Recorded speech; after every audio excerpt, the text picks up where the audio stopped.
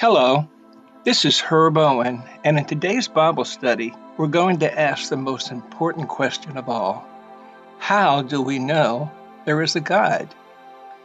Now, that is a good question. I mean, face it, we can't see God, we can't hear Him, we can't touch Him. Is God really there?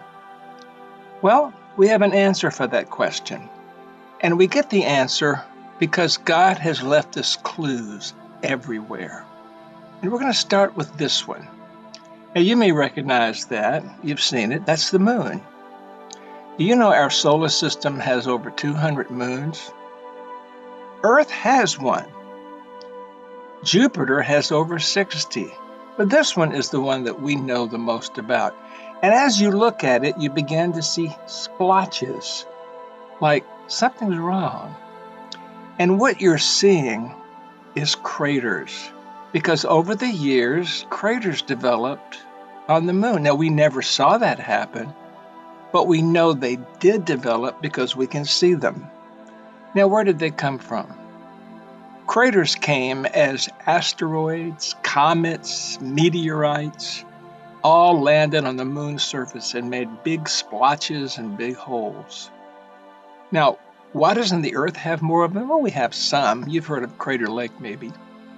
But the moon has no atmosphere, and many of these things would have burned up in the atmosphere if there had been one. So we see the craters, and we know that there were asteroids and comets and meteorites that hit the moon. Look at this one. They're really big. Now here's something else that's on the moon. That's sort of interesting. It's not a crater. It obviously wasn't caused by an asteroid. Well, what is it? Well, to me, it looks like a human footprint, and that's exactly what it is. Now, maybe you never saw a man walk on the moon, but he did. Matter of fact, 12 of them did, and this is one of them. This is a guy named Buzz Aldrin, and he is the guy who left the footprint you just saw. And if someone came along 1,000 years from now on the surface of the moon and saw that footprint, that person would know someone has been here. Now, suppose you saw this in your backyard. What would that tell you?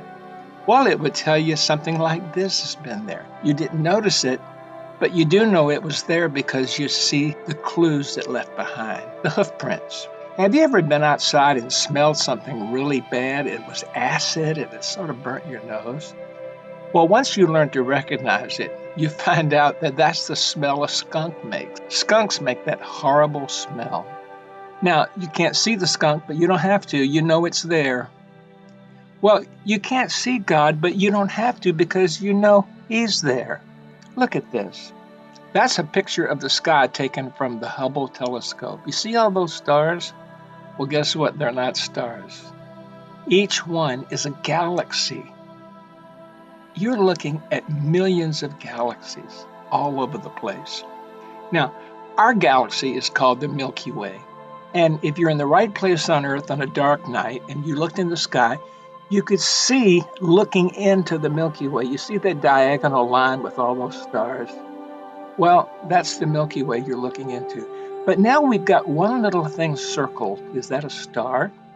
Well, if you zoom in, you'll notice if it's a star, it's fuzzy. Well, that's because it's not a star. It's trillions of stars because what you're looking at is the nearest galaxy to ours. It's called Andromeda. And there's something especially interesting about Andromeda, and that is that we know that our galaxy, the Milky Way, looks very similar to that one. So let's say we did something that you really can't believe, and that you went above our galaxy. You went above the Milky Way and looked down on it. Isn't that pretty? Well, where are we in this, you may wonder?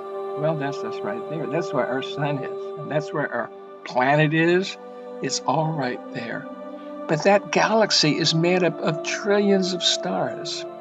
Have you ever wondered how big it is? If you ran a measuring tape, that's sort of funny, from one side to the other, you know how big it would be? Well, up in space, you don't measure things in feet and inches. You measure things in light years. Now, maybe you've learned in school that light travels 186,000 miles a second. That means the light from the moon takes about a second and a half to get to Earth. The light from the sun takes about, I think it's 8 minutes. How far does light travel in a year? It travels 6 trillion miles. And our galaxy, the Milky Way, is 100,000 light years across. You say, well, how many miles is that? Oh, that's easy. Multiply 100,000 times 6 trillion, and, well, don't try that. You'll get a number so big you can't imagine how big it is. That's how big our one galaxy is. What could make something that big? Well, God did, of course. And again, here's a picture taken from the Hubble telescope of just a little part of the sky. And each one of those blurry things is another galaxy. There are trillions of galaxies. Now, where did they come from? Well, some people say, well, I've always believed in the Big Bang. Okay, maybe that's what happened. But here's my question. What went bang? And secondly, and where did that come from? You see, when you look at the universe, you realize something or someone powerful made it. And of course, that's who we call God. The Bible in the beginning says, in the beginning, God created the heavens and the earth. And we look at the skies and we can see the handiwork of God, all of his power. But there's some things you can see right here on earth. Now, I live in Hoover, Alabama, right outside Birmingham. And lately, we've had a lot of rain. Now, what's rain? It's water that falls from the sky. Okay, and where did that water come from? Well, if you drive 4.5 hours south of here, you'll find the Gulf of Mexico. And then, of course, to the east of here is the Atlantic Ocean. And then there are rivers and everything. So the water came from there to my backyard, but you think, well, how did it get from the Gulf of Mexico to your backyard? It's what scientists call the water cycle. Water evaporates, it's in the atmosphere, you see it as clouds, and then the water begins to fall on Earth. God's delivery system taking water from where it is to where it needs to be. That water cycle is another thing that shows us how powerful God is. Let's say you took your shirt off and we took the skin off your chest. I don't really recommend that, but let's say we did. And you see something like this. Now, that thing that looks like a cage is what's called the rib cage. It's bones and cartilage. And it's protecting something inside you, your 2 lungs and your heart.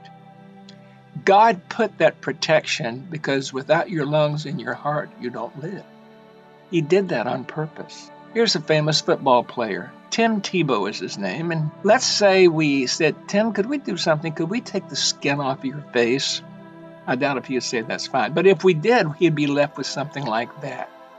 Now, of course, you know that's a skull. It's not very pretty. It doesn't have to be pretty. The skin takes care of that.